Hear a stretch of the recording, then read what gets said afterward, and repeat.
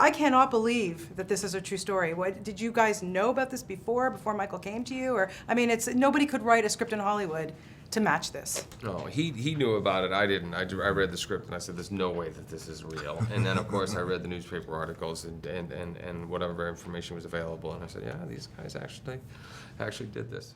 You ever just get tired of being where you are, Adrian? No, I kind of like it here. I mean, the wait's a noodle. I mean, in life, man. When's the last time you paid your rent when it was due? I got a plan to change that.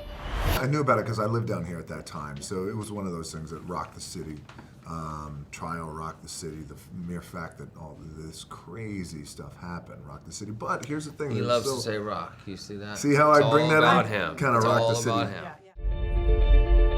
All this began because it was time to push myself harder. Oh, there you go, yes! Otherwise, I was looking at another 40 years of wearing sweatpants to work. This is the case of truth is weirder than fiction.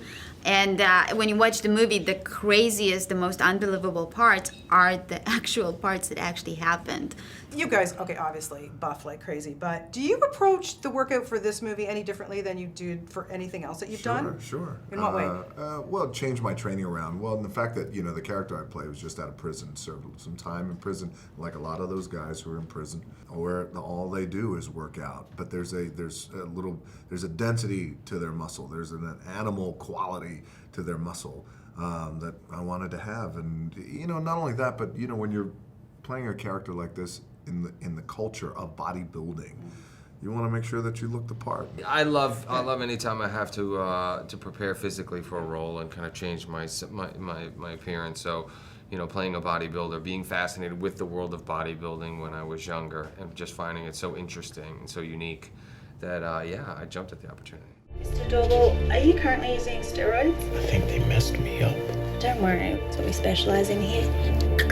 The scary thing is, you look at him now, and he's about a third smaller than he was then, because he was working out for WrestleMania and everything, so he had put on so much weight, and his body was amazing. He's a monster. I'm a self-made man. I made a lot of money. Maybe yourself ought to spend some of it on a salad. You know who invented salad? Poor people.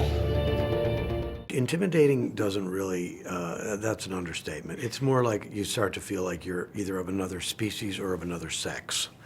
It's just like, where do you begin, It would be way too late for me to even try to emulate that.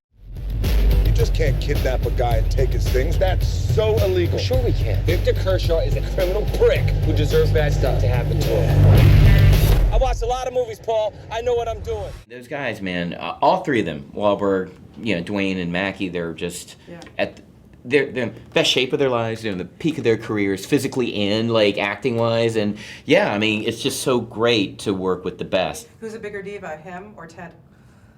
Well, Ted never had nobody rubbing oil on him all the time, so I have to say Dwayne. Yeah, but you were making Ted smoke weed. He made me smoke weed. That's true. Ted is the king of weed.